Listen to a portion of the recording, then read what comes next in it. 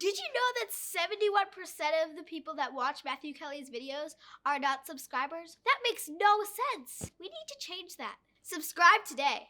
Hit that subscribe button, smash that like button, and turn on those notifications so you never miss out on another great video ever again. If you watch the evening news, I think you quickly come to the conclusion that the world's a bit of a mess. And if you watch the evening news and you look at it from the perspective of, say, the 10 Commandments, you realize that all the mess in our lives, all the mess in our world is caused by turning our backs on God, turning our backs on the 10 Commandments, treating the commandments as suggestions. And the reality is that we look at the world and the problems of the world. The danger is to say, oh, the problem's political. This party or that party could fix the problem, or to say, well, the problem's economics. If these people had more money, then the world wouldn't be a mess. Or if those people had more money, then the world wouldn't be a mess. Or that the problem is education or ignorance. Oh, if everyone had a better education, then the world would be like some utopia. And all of this is sort of like worldly ways of dealing with a spiritual problem. And there's no worldly solutions to spiritual problems. And the real problem is sin. The real problem, I'm a sinner.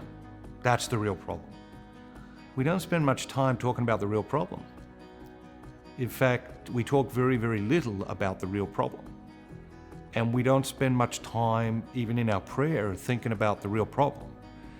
And I don't know, I was reading a book when I was a kid, and one of the lines was, the main thing is to keep the main thing the main thing.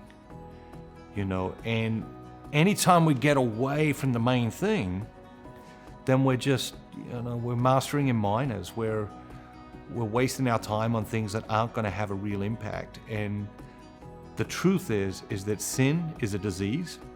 It's a disease that I've got, it's a disease that you've got, and it's a disease that God wants to rid us of. I mean, one of the things I love about our faith is that it's just so practical. People will say, oh, it's all theological, or it's all philosophical, or it's all above our heads or whatever. But the truth is that our faith is just phenomenally practical. Sin makes me unhappy. Sin makes you unhappy. Sin makes the world an unhappier place. And we have to remind ourselves of that because we forget.